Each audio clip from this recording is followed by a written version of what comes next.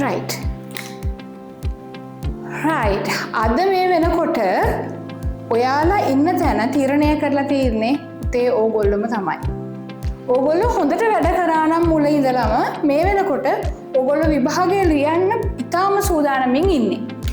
ඔයාලා මධ්‍යස්ථ මට්ටමේ නම් වැඩ කරේ. ඒ කියන්නේ පොඩ්ඩක් ඉතින් සෝෂල් මීඩියා පැත්තට යනවා, පොඩ්ඩක් යාළුවෝ ආශ්‍රය කරනවා, ඒ අතර ඉතින් වැඩත් කරනවා. එහෙමනම් ඔයාලා මධ්‍යස්ථ මට්ටමේ තමයි ඉන්නේ. කියන්නේ අපිට දැන් ලකුණු වලිනුත් තේරෙනවනේ නේද? ඊට පස්සේ වැඩ කරේම නැහැ. ඒ වෙලාවේදී මොකද කරේ? අපි පොඩ්ඩක් නෙමෙයි වැඩි වශයෙන් සෝෂල් මීඩියා වල රඟ දක්වලා වැඩි වශයෙන් යාළුවන් සමග එහෙම ඇවිදලා ඒ ආදී වූ දේවල් කරා නම් මේ වෙනකොට චුට්ටක් තමන් ගැන කොන්ෆිඩන්ස් නැතුව ඉන්නේ නේද?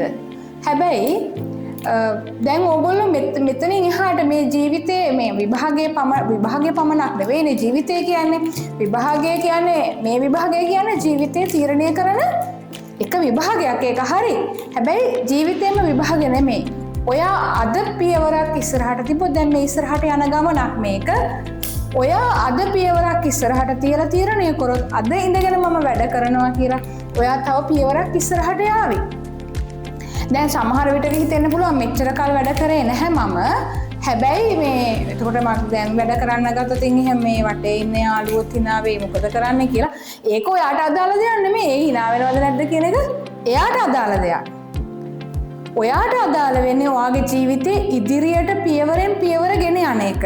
ඒතර ඉදිරියට ඕගොල්ලෝ පියවරෙන් පියවර ගෙන යනවා නම් ඔයාලට ඕනේ ඔයාලගේ ප්‍රෝග්‍රස් එකක් නම් ඔයා ඉම්ප්‍රූව්මන්ට් එකක් නම් මොකද්ද පුතේ ඕගොල්ලෝ කරන්න ඕනේ අද මේ දැන් මේ මොහොතේ ඉඳලා තීරණය කරන්න. මගේ ජීවිතේ කාටවත් තීරණය කරන්න දෙන්නේ නැහැ. ඒක ලියන්නේ මම. I'm the person who decides whatever the thing happen in my life. ඔයා තමයි වෙන කෙනෙක් නැහැ. ඒකට තීරණය කරන්න කවුරුත් අන්තිමට ඉන්නෙත් නැහැ. වටේට ඉන්න අය. ඒක නිසා ඔයා තීරණය කරන්න මගේ ජීවිතේ මම කොයි පැත්තටද ගෙනියන්නේ. මම සාර්ථක වෙනවද මම අසාර්ථක වෙනවද? සාර්ථක වෙනවා නම් කොයි විදිහටද මම සාර්ථක වෙන්නේ? අදම වැඩ පටන් ගමු. වැඩ පටන් ගත්තා කියලා ප්‍රශ්නයක් නැහැනේ. අපිට තව attempts දෙකක් තියෙනවා. ඔයාලට ඒව යූස් කරන්න පුළුවන්. එහෙම නැත්නම් මේ attempt එකේම මොකක් හරි දෙයක් කරගන්න පුළුවන්. ඒ හින්දා වැඩ මගහැරලා කල් දාලා හිටියනම් දැනුත් පුළුවන් වැඩ පටන් අරගෙන යමක් කරගන්න. වැඩ පටන් අරගෙන කියන්නේ දැන් ෆ්ලෝ එකක් තියෙනවනේ දෙයක් කරගන්න පුළුවන් දැන්. ඒ හින්දා වැඩ කරමු. අතහැරලා දාන්න එපා. එහෙම වුණොත් අපි ආපස්සට අඩියක් තියුවා වෙනවා. අපි ඉස්සරහට මේ ගමන යන්න ඕනේ. මේ ගමන සාර්ථක කරගන්න ඕනේ.